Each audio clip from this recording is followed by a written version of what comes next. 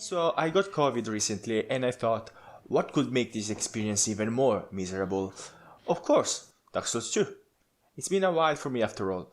I remember when it first came out I couldn't contain the hype, only to have my hopes crushed. Anyway, I felt kinda nostalgic. I miss taking a sword up the bum every so often, which makes me somewhat of a Dark Souls veteran, and a JoJo fan.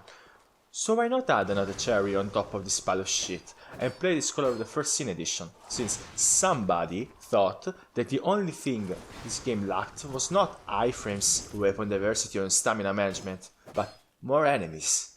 Anyway, I digress. I know, maybe I'm being too harsh on this game. I mean, Dark Souls 2 had a tough life. It was plagued with development issues, with one of the directors taking the boot halfway through development and the whole game being remade in a very little amount of time. And let's not forget the absence of Dark Souls creator, the almighty Miyazaki himself. So this game had a bumpy road to say the least. However, this game has a certain charm that attracts me to it sometimes, and I don't know why, since this game did not make many things better than the predecessor, other than multiple use of items. So let's talk about the story. You are a bearer of the curse of the undead, which makes you immortal at the cost of your sanity, and becoming a smelly green zombie when you die too many times. To look for a cure for this curse, you are told to seek the King of Drangleic, which is somewhere in Drangleic Castle, and since your character cannot jump over some rubble, you need to kill 4 great lords, heirs of the flame, to get to the damn castle. It's a good introduction overall to the main objective of the game, but the opening cutscenes don't do the same job at explaining the lore as Dark Souls 1 and 3. If I wanted old lazy to laugh at me, I would have just gone to a family dinner. Nonetheless, I talked about charm, so how does this game feel?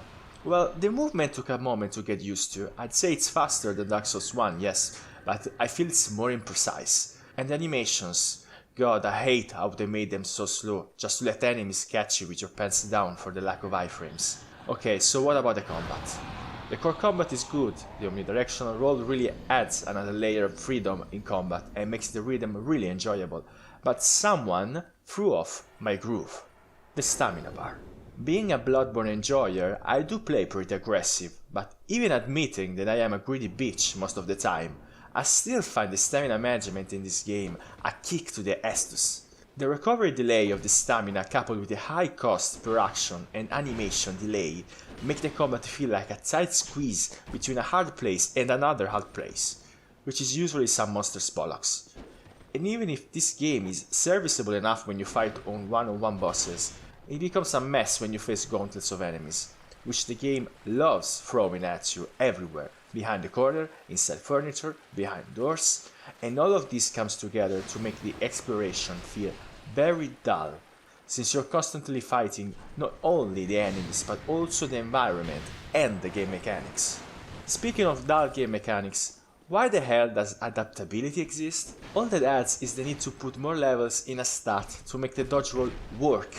In a game where you already level up a lot, and entire schools of magic revolve around putting points in both intelligence and fate, not to mention the quality weapons, or all weapons for that matter, since this game has a shit ton of weapons at your disposal, which all share the same moveset save from some exceptions.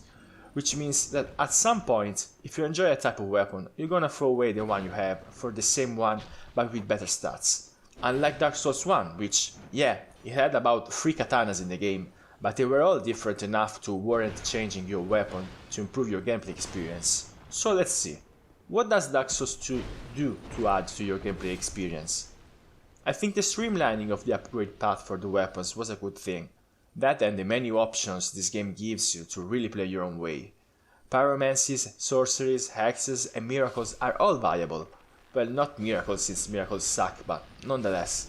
The equipment you get also contributes to raising your stats, so you can min-max your build if, for whatever reason, you're tired of putting your souls to level up and wanna use them for, I don't know, buying a small house. Also, minor point in favor of exploration, the possibility of fast travel from the start allows you to backtrack to wherever you want with minor inconvenience.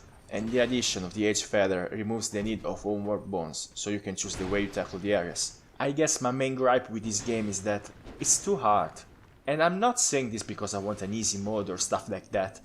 These games are supposed to be hard, but I feel that this game is too hard while not being hard enough to want me to play it. The level of precision this game asks you while not delivering is too high. I mean, some parts really demand the use of a bow to not go insane, like Shrine of Amana or many aggro pulls and traps. If things really are like that, I do not blame people who go around using poison arrows on everything. I will not have the patience to do that. But how can I be disappointed if someone plays like that? Does the game entice you to play your best?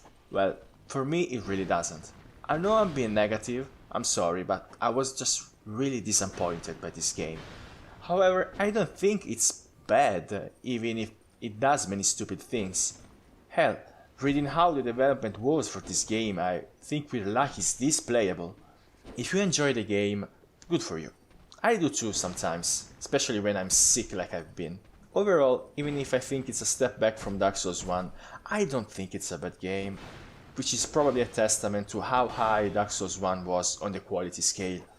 So despite all I've said, I'd still give this game a 7 out of 10.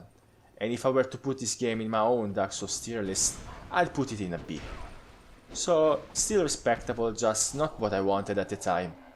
And thank the great ones, our hopes were rekindled when Bloodborne released.